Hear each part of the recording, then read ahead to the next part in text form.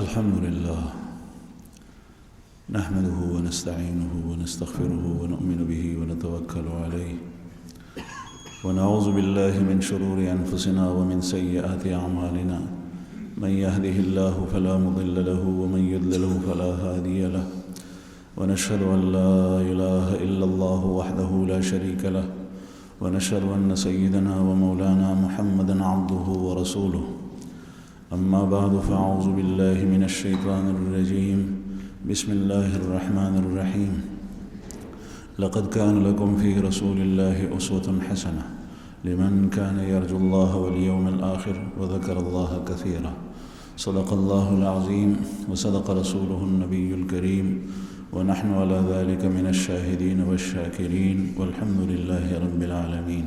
درود شریف اللهم صل على محمد.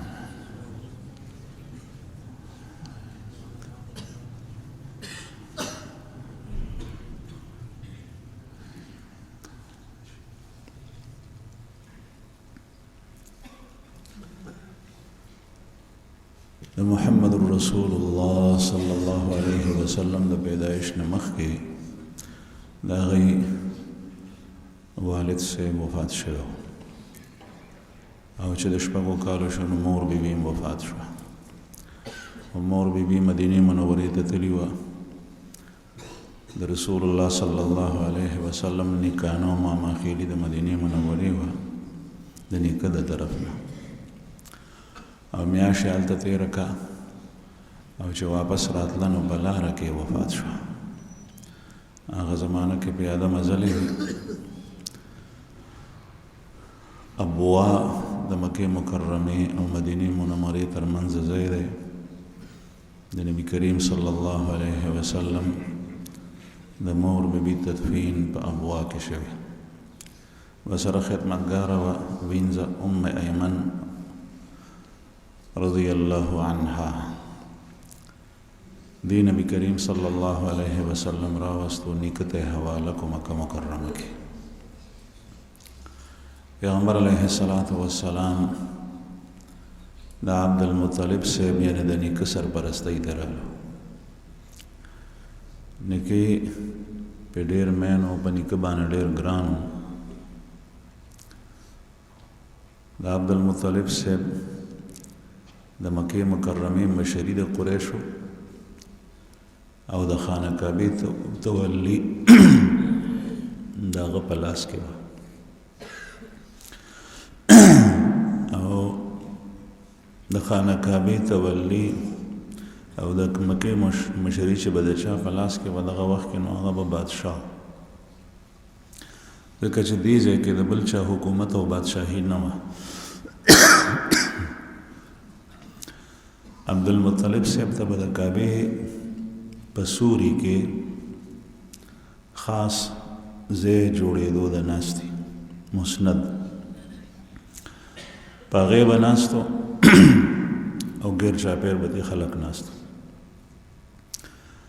په دغه ځای باندې بل چاته د ناستې اجازت نه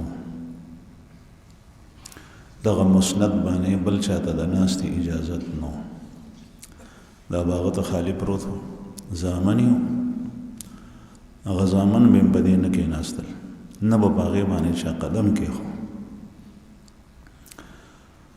او محمد رسول الله صلی الله علیه وسلم چې به رالو نو په دغه بستره او په دغه مسند باندې به کېناستو او چې کله به د رسول الله صلی الله علیه وسلم ترونو د هغې مسند نه اخوا کولو چې ګنې دا خو د عبدالمطلب ځای دی نو عبدالمطلب صاحب به ورته وی دعوه ابني زما دا بچی ما ته پرېږدئ دعولی ابني دی ما ته پرېږدئ او بیا به یې ځان سره جوخ کو په شا باندې به ورته لاس راښکلو او وی به چې زما د دې بچي به لوی شان وي لویه مرتبه به وي. نو دغه وخت کې په دې ځای باندې دا ناست دی دا یو خاص مقام باغی رسول الله صلی الله علیه وسلم حدیث مبارک ده لا يجلس الرجل في سلطانه لا يؤمر الرجل في سلطانه ولا يجلس على تكريمته إلا بإذنه. حدیث مبارک میں ضمناً یاد شو پیغمبر علیہ الصلوۃ والسلام فرمائی چې د یو سړي مشرۍ کې به امامت نه کوي او د هغه د عزت په ځای باندې به د هغه په کور کې نه کښېني. دا آداب دي. اوس مثلا یو سړی عالم دی او بل یو عالم څخه لاړ شي او د دغه عالم په جماعت کې امامت ته خطابت کې دی مصلی دا غدا هغه په ودرېږي هغه په خلکو ته مسکي نو دې بارني عالم ته نه دی پکار چې هغه راشي او د هغه د اجازت نه بغیر نیغ لاړ شي او د هغه مسلمانې مخکې شي. لا يؤمر الرجل في سلطانه. دا ولی رسول الله صلی الله علیه وسلم هغه ټولې لارې بندي کړي دي چې کومو سورونه د امت خوړلی کېږي چې چلی کېږي د امت ته نقصان رسي په دی کې تفرق او ناچاقي او بې اتفاقي پیدا کېږي او دا هم یو سبب کله ګرځېدی شي. مثلا کله داسې وي چې د هغې امام سره د خلکو محبت دی تا نه پېژني هغې هغه د هغې مشر دی د هغې قوم مشر دی ته د هغه په ځای کې کېناستې د خلکو په نظر به سپک او بد لګي د ناچاقي سبب جوړېدی شي. یا داسې وي مثلا چې ته مصلي ته مخکې شې بغیر د اجازت نه نو دغه وخت کې بعضې خلک د هغې طبیعت زر بدلیږي را بدلیږي او هغوی د خلکو نه تاثر اخلي او ستا آواز ښه دی رنګ روغن ښه دی او قد و قامت قد و کاټ دی ښه دی چې ته په مصله ودرېږې نو دا خلک وایي چې یاره دا امام جوړ زموږ د امام خو آواز هم نه دی ښه او داسې داسې دی نو دې سره تفرقه ناچاقي په امت کې پیدا کېږي. رسول الله صلی الله علیه وسلم دغه وجه نه د چا په حق کې بې ځایه تصرف کول نه منع فرمایلی. دا هم یو حق دی. لا يؤمر الرجل في سلطانه ولا يجلس على تكريمته في بيته الا باذنه. او دا هغه د عزت په ځای باندې هم کېناستل نه دي پکار. مثلا د هغه ځای ته ته لاړې ته د هغه نه ټیک ته په علم کې په تقوا کې زیاتې په دنیادارۍ کې زیاتې خو د هغه د ناستې چې کومه نشستګاه ده نو په هغې باندې کښېنمه. که هغه دوکاندار دی د هغه په دوکان کې خاص سیټ دی که هغه تاجر دی که هغه په اجره کې ناست دی که هغه بیټک کې ناست دی که هغه یو عالم دی که هغه یو شیخ دی هر څوک چې دی معزز دی دنیوي یا اخروي لحاظ سره نو د هغه د عزت په ځای باندې مه کښېنه. هغه تا ته ووایي چې راځه او په دې باندې اصرار کوي او تا ته اجازت درکړي بیا بېل شی. رسول الله صلی الله علیه وسلم به دې نکاح عبدالمطلب صاحب ځان سره کښېنولو په خپله او ځان سره به جوخ کنو د عبدالمطلب صاحب زامن چې په رشته کې د محمد رسول الله صلی الله علیه وسلم ترونه وو هغوی به حیرانېدل او خلکو کې د هغوی په زړونو کې د نبي کریم صلی الله علیه وسلم هغه عظمت د بچپن نه کېناسته. دومره پې مین و چې یو ځل د عبدالمطلب صاحب اوښ روک شوی اوښ یې روک شوی وګرځېدو ورپسې پیدا یې نه کړو نو محمد رسول الله صلی الله علیه وسلم چې دغه وخت کې ماشوم دی هلک دی ځکه تاسو ته مخکې هم ذکر شوي وو چې د کلونو په اعتبار سره به عمر کم و لیکن تربیت خصمانه او نشونما به یې زر زر کېده لویېدو زر زر نو هغه اوښ پسې چې کله یې ویې نه منتون نبي کریم صلی الله علیه وسلم یې واستول نبی کریم صلی الله علیه وسلم نا وخت کو او چې چا سره د چا مینه محبت وی غلګ میثار شي درنګ تیر کې نبی وای چې ډیر وخت تیر کو عبدالمطلب سے خانه کعبه سره ولاړ دی الله سے پورته کړی دی او دعا غواړي په مناجاتو کې چې یا الله زما سور ما ته را واپس کې یا الله زما سور ما ته را واپس کې چې په دې کې دا محمد رسول الله صلی الله علیه وسلم رالو سره د اوخه رالو نو چې وې کته نو ډېر خوشحال شو او ځان سره جخ کو به اوهي چې نن نه پس به زه تا د ځان نه بیلوم او دا استولی ځکه چې ورته پته وه چې محمد رسول الله صلی الله علیه وسلم یو کار پسې لاړ شي نو هغه کار الله پاک سر ته رسوي غنیم ګړی کېږي نه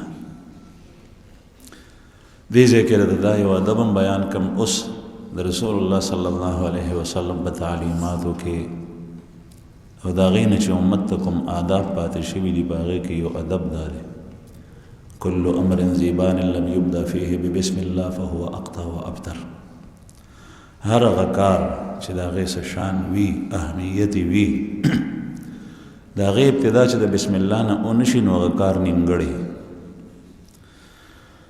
نو کم از کم که محمد رسول الله صلی الله علیه وسلم دی دنیا نه تشریف وړی دی لیکن دا غي نبوت او دا غي رسالت اوسم پاتې دی دا غي اخلاق اوسم پاتې دي دا غي تعلیمات او ارشادات اوسم پاتې دي چې کوم یو کار ته لاس اړمې نو دا به دوه قسمه یا خدا کار شرعاً جائز نه دی ممنوع دی کول یې نه دی پکار نو دغه وخت کې بسم الله ویل خو لا سکه چې دا کار کول نه دی پکار دا پرېده رشوت تلاش کې نو دا کار د پرې خو دې ذکر رشوت حرام دی سود تلاش کې نو دا کار د پرې خو دې بسم الله ویل خو لا سکه سود حرام دی دغه وخت کې بسم الله ویل په ګناه د پاسه ګناه جوړیږي په ګناه د پاسه ګناه جوړیږي رشوت غشتل او بسم الله ویل په ګناه د پاسه ګناه ده او خطر د کفر ده ځکه بسم الله الرحمن الرحیم نه مراد ده شروع کوم په نوم د الله چې مهربان دی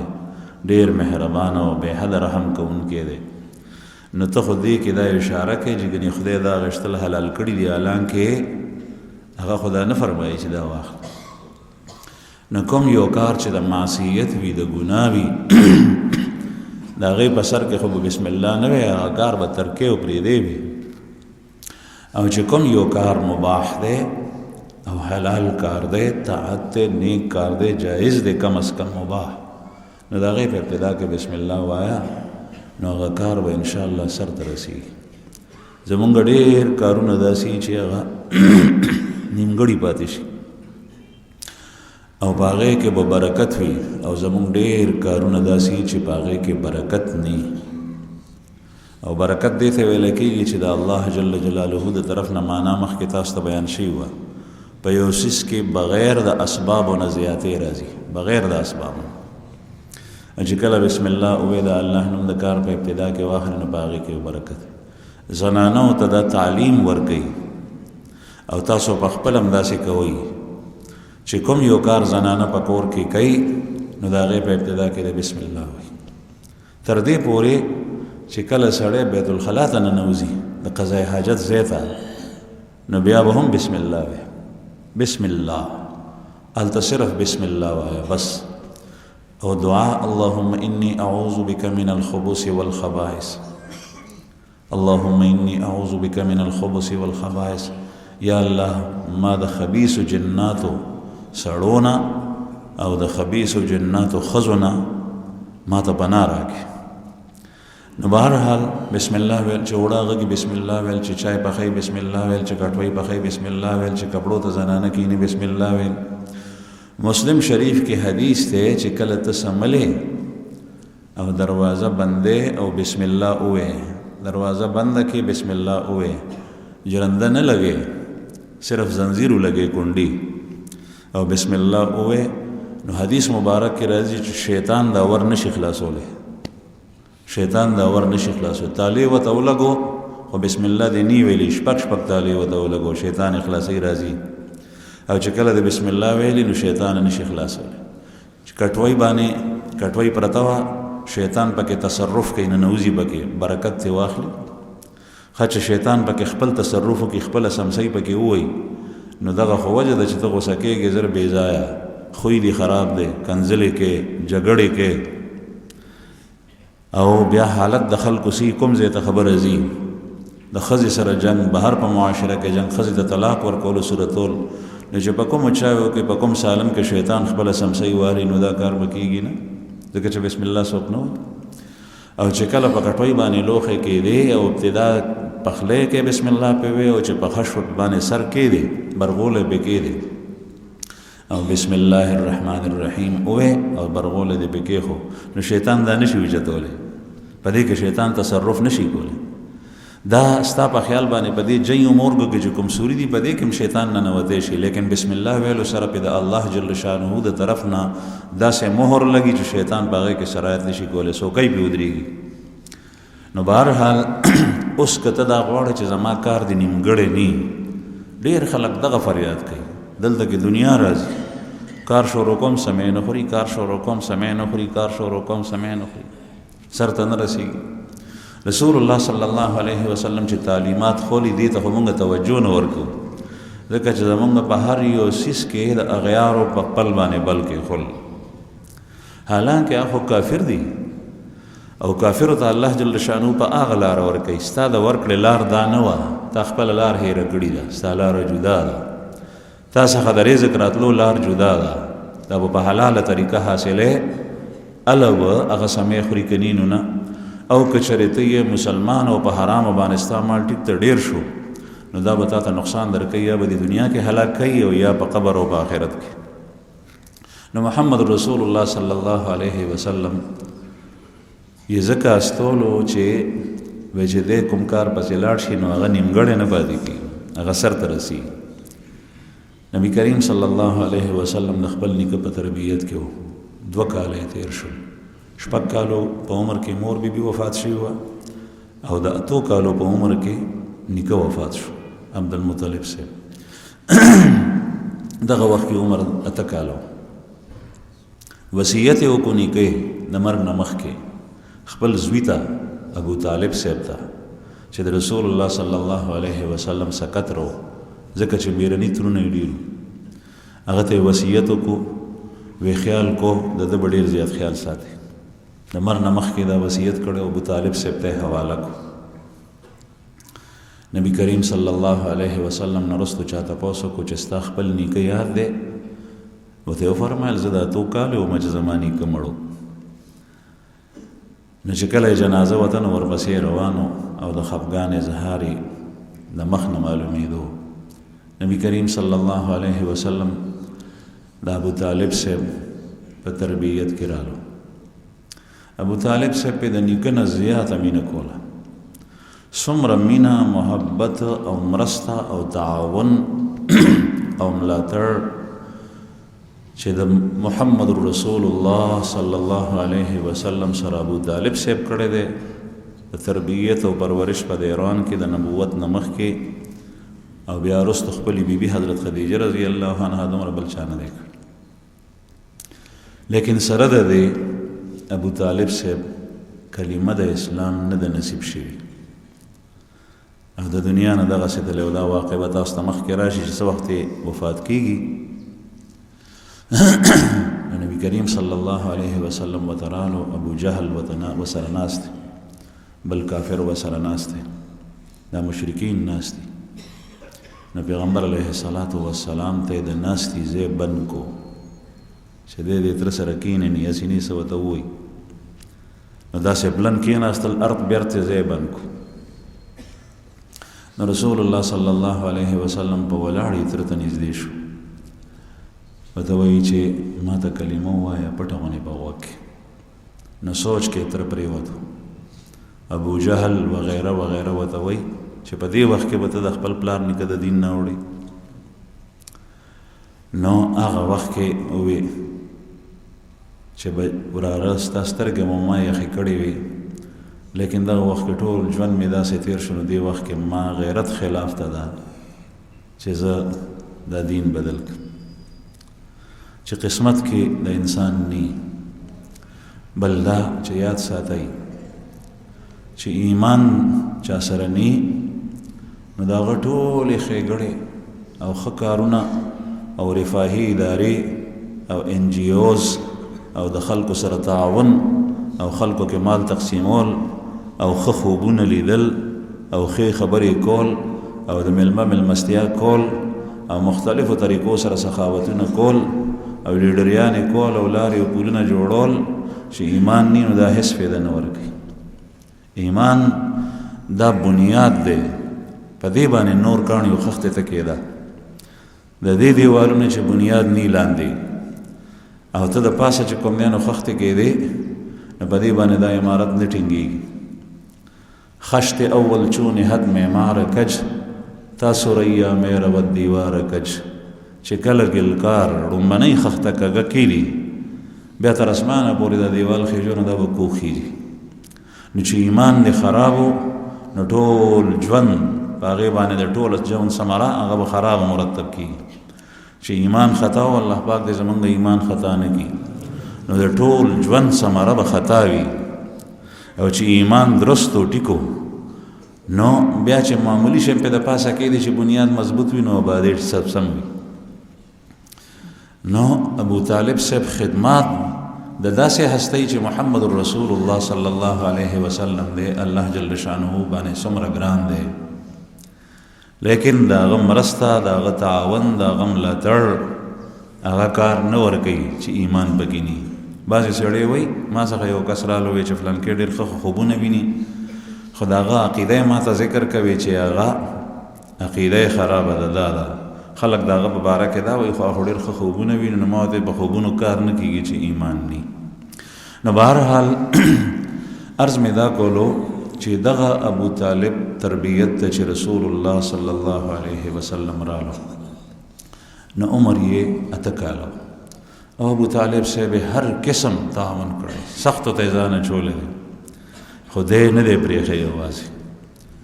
نبی کریم صلی الله علیه وسلم چې د دې تربیت ته رالو نو ابو طالب صاحب په تجارتي قافله کې شام ته اراده وکړه تلو. قریش روان دي، هغه زمانه کې به تجارتونه کېدل نو په اوښانو باندې به بارونه وړل، تجار سامانونه به په اوښانو وړل او بعضې اوښان به داسې وو چې هغه به د سورلۍ دپاره. نو چې کله دا قافله تیاره شوه نو د ابو طالب اراده نه وه د محمد رسول الله صلی الله علیه وسلم ځان سره د تلو، ځکه چې په هغه زمانه کې خصوصا په سفرو کې مشقت ډېرې وي، تکلیفونه پکې ډېر وو، دښتې وي، سرې شګې وي او د رسول الله صلی الله علیه وسلم عمر دغه وخت کې 12 کاله نو نه بوتلو وی چې اسینی په لاره کې په تکلیف شي. خو چې کله روانېدو نو نبی کریم صلی الله علیه وسلم ورسره ونښتو وی ما ځان سره بوځه. نو ابو طالب صاحب چې ورته وکتل چې مور یې نشته پلار یې نشته یتیم بچی دی او په ده باندې ډېر زیات ګران او ډېره مینه یې ورسره کوله نو ځان سره یې روان کړو. دې قافلې سره نبی کریم صلی الله علیه وسلم روان شو شام ته. 12 کاله عمر یې دی په هغه زمانه کې. دا قافله تله هغه زمانه کې د شام اولنی ښار چې د عربستان د حد نه به ووتې نو لومبی ښار راتلو د هغې نوم بصره و.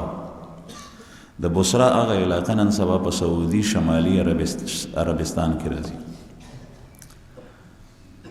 دا قافله چې کله بصره ته ورسېده نو ځای په ځای به د آرام دپاره پړاو اچولو کوزېدل و. نو دغه ځای چې کوم د پړاو ځای و نو هلته کې د یو راهب ګرجا وه او راهب به د هغه زمانې داسې عابد ته وي چې هغه به عبادت کولو په خپله ګرجه کې معبدخانه کې په هغه زوړ دین باندې. دی چې لاړل نو هلته هغې سره خوا کې یو ځای و، هلته کې قافله کوزه شوه، سامانونه یې کوز کړل. نبی کریم صلی الله علیه وسلم پکې دی. نو دغه راهب د خپلې هغه صومعې نه د خپلې عبادت خانې نه بهر راوتی او د دې قافلې په تماشه دی.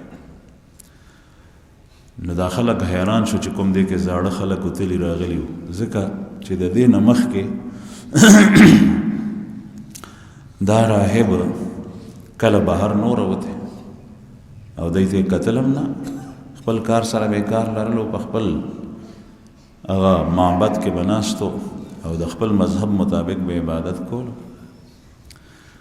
نه صرف دا چې کله دا کافره راورسېده نو دا راهب دی ته دعوت ورکو، وی زما د طرف نه تاسو ته دعوت دی، روټۍ ده او تاسو ته زه روټۍ کوم. دعوت یې تیار کو، بیا رالو په خپل هغې دعوت سره. دا یې ورته ویلي چې تاسو کې چې څومره افراد دي نو هغه ټولو ته دعوت دی، که هغه لوی دي او که واړه دي، که حر دی او که عبد دی، آزاد دی او که غلام دی، که مشر دی او که کشر دی، ټولو ته دعوت دی. نو چې کله دا دعوت راړو نو چې وی کتل نظر یې وګرځولو نو محمد رسول الله صلی الله علیه وسلم پکې نشته. نو دی ته وی چې تاسو څوک پریښي خو نه دي؟ وی چې نه مونږ ټول راغلي یو، خو سوا د یو ماشوم نه هغه هلک دی، هغه مې اوښانو سره پریښی دی، اوښان سره یې. وی چې نه تاسو ټولو ته ما دعوت کړی و، هغه به پکې خامخا یي. نو رسول الله صلی الله علیه وسلم هغه رالو. نو دی تپوس کوي په دې کې یو کس د دې راهب نه چې صاحب دې نه مخکې مونږ راغلي یو، په دې لاره تېر شوي یو ډېر ځله، ته خو بهر نه راوتی او سکل نه صرف دا چې ته زمونږ په انتظار ولاړ وې، ته مونږ ته ګورې، بلکې تا مونږ ته دعوت وکړو، په دې کې څه نه پوهېږو. نو دی ورته وایي چې تاسو مېلمانه یې ځکه. هغوی ورته وایي چې نه دا وجه خو نه ده، ځکه چې مېلمانه خو مونږ نور کله وو. نو دا څه خاص وجه ده چې تا خامخا دا روټۍ وکړه؟ نو هغه ورته ووایي چې تاسو کې د الله پیغمبر دی چې هغه ته به نبوت او رسالت میلاویږي، د هر څه د هغه د خاطره دي. بیا یې ورته وښولو وی چې دا، او بیا یې ورته ټوله قصه تېره کړه. وی زمونږ په کتابونو کې دغه ورځ لیکلي ده چې په دغه ورځ باندې به هغه د شام سفر کوي، تاسو وګورئ، په دغه ورځ باندې به هغه د شام سفر کوي. وی ما انتظار کولو چې دا قافله به کله راځي، او د دې ټولې نښې نښانې زمونږ په کتابونو کې موجود دي. چې کله تاسو د دې غره د تنګۍ نه راوړی دی نو ما کتل چې په لاره کې حجر او شجر کاڼي او بوټي دته سجده کوله، او دا د انبیاء او د نبی آثار وي چې دغه څیزونه هغه ته په سجده پریوزي د هغه د احترام د وجې نه. او ما لیدل چې وریځې په باندې په دې سخت نور کې سورې کړی. او تاسو اوس هم وګورئ دغه وخت کې چې کله نبی کریم صلی الله علیه وسلم راغله نو ټول خلک د ونې د سوري د لاندې ناستو، غټه ونه وه د هغې سوري ته ناستو، نو ټوله قافله وه، نو په سوري ځای نو. نو چې کله نبی کریم صلی الله علیه وسلم راغلو د اوښانو نه نور ته کېناستو. نو چې نور ته کېناستو نو د هغې ونې څانګې لاړې په هغه باندې ور ټیټې شوې. وی وګورئ تاسو، وی دا د الله رسول جوړېدو واله دی، تاسو دا څانګې او دا سورې ولیدو چې هغه ته منتقل شو. بیا یې د هغې نه پس چې کوم دی نو مهر د نبوت کتلی، خو د هغې نه مخکې چې کله په دسترخوان ناستو نو دا راهب محمد رسول الله صلی الله علیه وسلم شاته ولاړ دی، د ده ناسته، د ده حرکت، د ده خوراک هغې ته ګوري. بیا چې کله د روټۍ نه فارغ شو نو دی بچي ته وایي چې زه تا ته په لات او په عزا باندې قسم در کوم چې زه تا نه یو څو سوالونه کوم، ما ته به د هغې جوابونه راکړي. نو محمد رسول الله صلی الله علیه وسلم ته دغه وخت کې نبوت نه دی ملاو شوی، خو چې کومه هستی الله پاک پیغمبر جوړوي او خصوصا خاتم النبیین او محمد رسول الله صلی الله علیه وسلم، نو دغه ابتدا پاکي. نو چې داسې ووایي چې باللات والعزا، نو نبی کریم صلی الله علیه وسلم ورته وایي چې ها په لات او په عزا باندې قسم مخوره، په الله باندې قسم خوره، ځکه چې دا لات او عزا زما ډېر بدي شي. حالانکه دا د دغه قریشو د قبیلې او د دې خلکو دا خدایان، او رسول الله صلی الله علیه وسلم ورته فرمایل چې په لات او په عزا قسم مخوره، دا زما ډېر بدي شي. د بچپن نه په زړه کې الله جل جلاله د معصیاتو سره او د هرې ګناه سره نفرت اچولی کړ. بچپن نه د بچپن په واقعاتو کې راځي چې رسول الله صلی الله علیه وسلم په ابتدا کې په هلکوالي کې ګډې بیزې سرولې، نو نور ملګري دي ورسره په غرونو کې به ګډې سرولې. نو یو ځل ملګرو ورته ووایي چې راځه لاړ شو، نن په مکه کې واده دی. هغه زمانه کې به په ودونو کې تماشې وي، لکه زمونږ په دې ځای باندې هم داسې تېر شوي دي، کېدای شي چې اوس هم چېرته ما ته خو پته نشته. اوس خو په هر جیب کې تماشه ده. مخکې به په ودونو کې تماشې وي، ډمې به یې ګډولې، ډمان به راتلل. هغه زمانه کې به هم داسې څه و، مجلس به برابر کړی. نو نبی کریم صلی الله علیه وسلم ته خپل همزولي ملګري وایي چې راځه فلانکي ځای کې واده دی چې هلته لاړ شو. نبی کریم صلی الله علیه وسلم فرمایي چې زه د ځان سره را روان کړم، چې راوستم نو په لاره کې الله جل شانه په باندې بېهوشي او پرکاري راوسته، په لاره کې پرېوت. وایي چې زه په هوش کې راتلم نو شپه ټوله تېره وه، هغه ډمتوب ټول ختم. الله پاک یې داسې حفاظت. په ماشوموالي کې مو وایي لوبې کولې، کاڼي مرړل د لوبو دپاره چېرته نه. نور هلکان هم لګیا دي ځم. نو د هغه زمانې د عربو دا رواج و چې لاندې به ازار اچولو، صادر پورته به د پاسه کمیس و. نو لاندې نه صادر یې اچولی دی. نو نور هلکانو وایي صادرونه کوز کړل او هغه به یې په اوږه باندې کېښو او په هغې د پاسه به یې کاڼی کېښو چې اوږه مې نه خوږېږي.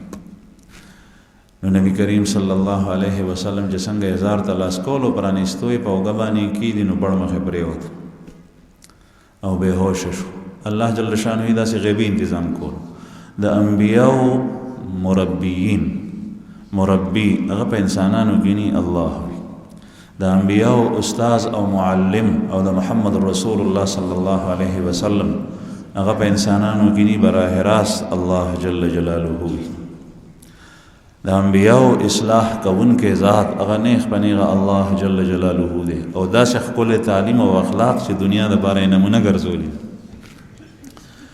یو ځل خپل تره حضرت عباس صاحب سره د خانه کعبې په تعمیر کې، او ترې عباس صاحب وایي چې قریشو دا فیصله وکړه چې دوه کسان جوړه شي، دوه کسان وکاڼي راړئ، زنانو به خټه راړه، خانه کعبه یې جوړوله او سړو به کاڼي راړل. نو دا تره وراره دي دواړه د یو ځای. نو د هغه زمانې رواج ده، بعضې ځای کې چې رواج کله جوړ شي نو هلته صاحب نه محسوسي. د جاهلیت زمانه وه، ازار به لاندې لرې کو، پورته به کمیسو، نو هغه ازار او صادر به په اوږه کې هوکاڼي به راړل. نو دغسې هلته مو شو. نو عباس صاحب وایي رضی الله عنه ترې دی چې څنګه د ازار ته لاس کو، نو د زمانه مخکې روان و پرېوت، بېهوشه شو. وایي چې زه رالم نږدې ورته چې مې کتل نو سترګې اسمان ته نیولې وې، سترګې سپینې شوې، د سترګو تور. نو ما سره ډېر غم شو چې دا وراره مې چېرته څه چل پې وشو. نو هغې نه پس وایي پاسېدو. نو زما چې دا کیفیت ولیدو، نو هغه زمانه کې به چې داسې واقع چا ولیده نو ویې به چې دا جنات دي، پریان دي. کله چې د انسان عقیده کمزوري شي نو هغه دغه ګمان کوي. د چا ذهن چې څنګه وي د خپل ذهن مطابق سوچ کوي. کومه آینه چې صفا وي نو هغه ته ستا صورت او مخ صفا ښیي، او چې کومه آینه کږه وي نو هغه ته ستا شکل کوږ ښیي. بعضې شیشې داسې سړی اوږد کي لکه د ترشې په شان، او بعضې پلن کي دا مخ. ته داسې نه، آینه کږه ده. د بعضې خلکو ذهن کې کجي وي، کوږوالی وي، نو د هغه په ذهن کې د چا سم حرکت نه غلطه خبره ذهن ته راځي چې دا سړی داسې کول غواړي. هغه چې خبره وکړي نو د هغه د خبرې مقصد به سم وي، او دی به دا ګمان کوي چې دا ټیک نه ده. نه سبا ټولې جګړې په دې بدګمانۍ باندې کېږي چې کله د سړي ذهن کې غلط سوچونه او غلط خیالات نو د هغې مطابق دی سوچ کوي. نن سبا خلکو د خپل دین سره زمونږ تعلق کمزوری دی، او دا خبره منل پکار دی، اعتراف کول پکار دی. چې اعتراف یې وکړي نو الله جل شانه چې غواړي نو خدای به درکوي. چې ته وایې چې زما غوندې بل مسلمان نشته دی نو خدای نه غواړي نو خدای به څه درکړي؟ رسته رزه به کمزوري کېږي. نو دا اعتراف کول پکار دی چې څنګه بیمار شي دلته کې دنیا راځي چې بیمار شي دی وایي چې په ما باندې سحر دی، په ما باندې جنات دي، په ما باندې دا چل دی، په ما باندې دا چل دی، هلکه دا چل در باندې نشته. دی وایي چې نه داسې دی، داسې تعویذونه راوتي، داسې دا شوي، داسې دا شوي. تاسو په کورونو کې د نفل اهتمام کوئ، فرض په کور کې کو، په جماعت کې کو، جمع سره مس په جماعت کې کو، نفل او سنت هم پکې کو، خو کور کې هم مس کو. زنانو ته وایي چې په کور کې د مس اهتمام کوي، د قرآن کریم د تلاوت اهتمام کوي، د ذکر الله او د تسبیحات اهتمام کوي، او د الله جل شانه دعا غواړي او پټ سرګرځي. ښځې نن سبا په کورونو کې، په بازارونو کې بربند سر راووتې بازې نو خو اکثر په پرده کې دي، په بورخو کې راځي، خو په کور کې اکثر زنانه 99% بربند سرګرځي. او چې کله ښځه په کور کې بربند سرګرځي نو شیاطین دې سره نښتي. او شیاطین څوک دي؟ دغه جنات دي، پیریان دي، دا خبیث جنات دي. نبی کریم صلی الله علیه وسلم چې بیت الخلا ته ننوتو نو دا دعا به ولې غوسته امت ته تعلیم ورکړی دی، اللهم انی اعوذ بک من الخبث والخبائث. ځکه چې بیت الخلا ټټۍ یا چې ته ورته هر څه وې هغې کې پیریان او جنات شیطانان ناست دي. ولې هغه ګنده ځای دی او د دوی د ګندګۍ سره محبت دی. او ګندګي په دوه قسمه ده، یو نجاست ظاهری او یو باطینی چې هغې ته خبث ویلی کېږي. ظاهري نجاست خو بول و براز دي، نو په ټټۍ کې بیت الخلا کې باتروم کې سړی دغه کوي. او دویم نجاست باطینی هم د جناتو خصلت دی، دا ځای خوښوي. نجاست باطینی څه شی دی؟ معصیت، ګناه او چې څومره رذایل دي هغه ټول. او دی بیت الخلا کې ته د الله ذکر نشي کولی، قرآن پاک تلاوت نشي کولی، د الله نوم نشي غشتی. نو چونکې د دې اذکار او عباداتو نه دا ځای بالکل خالی دی، نو دې ځای کې جنات ناست دي. دلته زیات وخت تېرول نه دي پکار. او چې کله ننوځې نو دعا وایه، بسم الله اللهم انی اعوذ بک من الخبث والخبائث. او چې کله راوځې نو غفرانک الحمد لله الذي اذهب عني العذاب وعافاني. دا دعاګانې زده کوي. نو چې په کوم کور کې زنانه د مز اهتمام او سر پټ ساتل، په کومه کوټه کې چې دا کوي، د خاوند سره د خپل بعضې وخت هغه جدا دی، بیل دی، لیکن تا ته خو همیشه د سر بربنډولو ضرورت نشته. نو چې کله ته داسې کوې نو شیاطین راځي.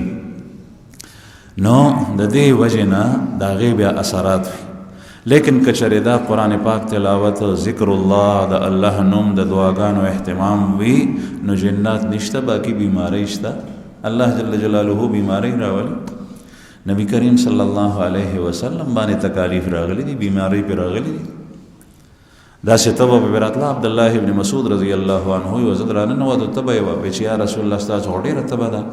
وی او وی په تاسو کې چې د دوو کسانو کومه تبه یې هغه یوازې په ما یي. نو بیماری خو به هر چا راځي. ته به د هغې نه فوراً دا سوچ کوې چې په ما سحر شوی، په ما جنات ناست دي، ما باندې چا تعویذ کړی. نه، دا د الله جل جلاله د طرف نه د خپل رب سره فوراً تعلق جوړول پکار دی، مضبوطول پکار دی. نو په موږ چې کله یو حادثه راشي، که هغه جسمانی او بدني وي، که هغه مالی وي، که هغه په اولاد کې وي، که هغه کاروبار بخکته راشي، چا راباندې څه کړي دي، چا څه کړي دي، جناتو اثر دی، د سحر اثر دی. نو حضرت عباس رضی الله عنه د جاهلیت په زمانه کې د محمد رسول الله صلی الله علیه وسلم ته نبوت نه دی ملو شوی. دغه وخت کې د هغې تصور هم دغه و. وی چې ما وی چې په دې وراره باندې مې چېرته جنات ناست دي، نو ما دا خبره څرګنده نه کړه چې خلک به ورته د جنون نسبت کوي، جنون نسبت کوي. مشرکینو دغه نسبت کړی او کافرو. حالانکه دا حادثه ولې پېښه شوه؟ دا د الله د طرف نه وه. او دا د څه دپاره چې د دې غلط حرکت نه بچ شي. غلط حرکت سو چې عورت یې څوک ونه ویني، پرده یې لاړه نه شي، هغه په خپل ځای پاتې شي. نو عرض مې دا کولو زما عزتمنو چې د رسول الله صلی الله علیه وسلم تربیت الله جل جلاله کوي. نو ورته یې ووایي هغه راهب ته چې د لات او د عزا قسم مه خوره. هغوی هم دا قسم نه خوړو، خو هغوی د دوی د خاطره چې دا خلک په دې خوشحالېږي، د دې اعتبار کوي، نو ځکه یې دا قسم وخوړو. نو چې کله دا خبرې ورسره وشي، نو بیا ته تپوس کوي د سملاستو باره کې، د خوراک څښاک باره کې، د ګرځېدو باره کې څه سوالونه ته یې وکړل، هغه معلومول هغوی په خپلو کتابونو کې د خپلو علماو نه اورېدلي وو چې دا پیغمبر به داسې حرکات وي، داسې بې خبرې وي. نو چې کله هغه سوالونه وکړل، جوابونه یې ټیک ټیک ورکړل، نو ویې پېژنده چې دا هماغه پیغمبر دی. نو بیا یې شاته وکتل، نو مهر نبوت، مهر د نبوت چې ولیدو، نو بیا یې ویل چې دا هماغه پیغمبر دی. دا مهر د نبوت د نبی کریم صلی الله علیه وسلم په شا تذکره مخکې شوي ده. یو قول لا دی او زیات راجح دی چې دا د پیدایش په وخت کې، او دویم دا چې کله شق صدر وشو نو بیا پې ووالی شو. دا د دې دپاره چې زړه پاک شي، او شیطان چې کله زړه کې وسوسې اچوي، اندېښنې اچوي، سړی خطا کوي او ګمراه کوي، نو دا د شا د طرف نه راځي. عمر بن عبدالعزیز رحمه الله د خپل زمانې د یو کس واقع بیانوي چې یو بزرګ د الله جل جلاله نه تپوس وکړو چې یا الله دا شیطان دا وسوسه په دې زړه کې په کوم طرف نه اچوي؟ نو الله جل شانه ورته وښول د خوب یا د کشف په ذریعه چې شیطان شاته لګیا دی، دا زړه چې کوم دی دا ستا د دې ګسې سینې د لاندې دی. نو د دې شاته بالکل محاذات کې نیغ په نیغه شیطان راشي او د خپل شون خښ کړي او دې طرف نه دی وسوسه اچي. او الله جل شانه هغه ته دا قدرت ورکړی دی ځکه چې هغه لطیف جسم لري، لکه څنګه چې لیزر د ایکس رے وغیره وغیره د ستا بدن ته دننه نوځي، د هډو عکس وباسي، نو دغه کیمرې ته ستا د بدن دننه هډ او پنجر ټول ښکاري. دغسې شیطان چې کوم دی نو هغه ته الله پاک دا قدرت ورکړی دی چې دننه وسوسه اچولی شي. خو د رسول الله صلی الله علیه وسلم د ولي سره زړه ته مخامخ یې مهر ووهلو، نو د شیطان دا وسوسې هم ختمې شي. نبی کریم صلی الله علیه وسلم یو ځل د شیطان تذکره وکړه، نو صحابه تپوس کوي چې یا رسول الله تاسو سره هم شیطان شته؟ ورته یې وفرمایل چې یو ما سره هم شته شیطان څه، ولکنه اسلم، لیکن زما شیطان مسلمان دی. مطلب دا دی چې سم شوی دی، ما ته غلطې خبرې نه ښیي، قدرت یې نشته په ما. او بعضې وایي چې د دې دا لفظ داسې دی ولکنی اسلم لیکن میں اس سے محفوظ ہوں. د دې معنا دا ده زه د هغه نه محفوظ یم، ما ته څه نشي ویلی. انبیاء کرام معصوم وي. چې کله دې راهب د ده نوم بحیرا راځي، ښه بحیرا راهب، ده چې دا ټولې کیسې ولیدې نو چې مهر یې وکتو نو وی چې د ده مشر څوک دی دې قافله کې؟ ابو طالب صاحب ورته وښلو، وی دی ورته یې ووی چې دا بچی فوراً خپل ځای ته ورسو، زه یېرېږم چې اسینې یهود ده ته تکلیف ورسوي، او دا ورځې شپې دي د ده د ښکاره کېدو، او یهودو ته دا ټولې خبرې معلومې دي د هغوی علماو ته، هغوی په ده پسې ګرځي. دغه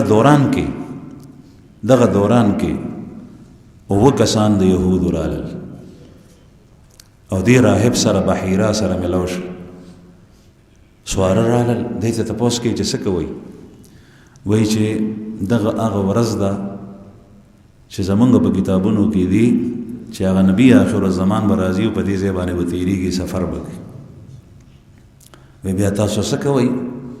وایي چې مونږ راغلي یو، مونږ یا تختو او یا قتلو.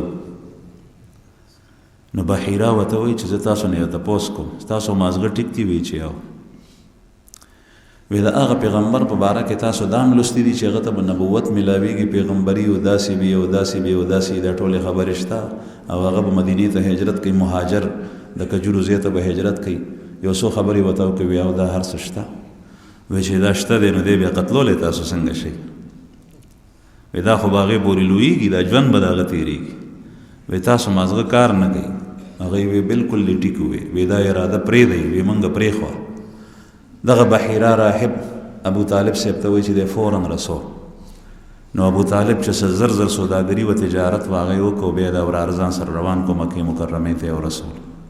نن سبا زما عزتمنو همدغه یهود د هغه وخت نه د محمد رسول الله صلی الله علیه وسلم دشمنانو، د ذات د نبوت نه مخکې د ذات دشمنانو، او د نبوت ملاوېدو نه پس د هغوی په ژوند باندې د هغوی د نبوت او د رسالت او د مسلمانانو او د هغوی د ذات د ټولو خبرو دشمنانو.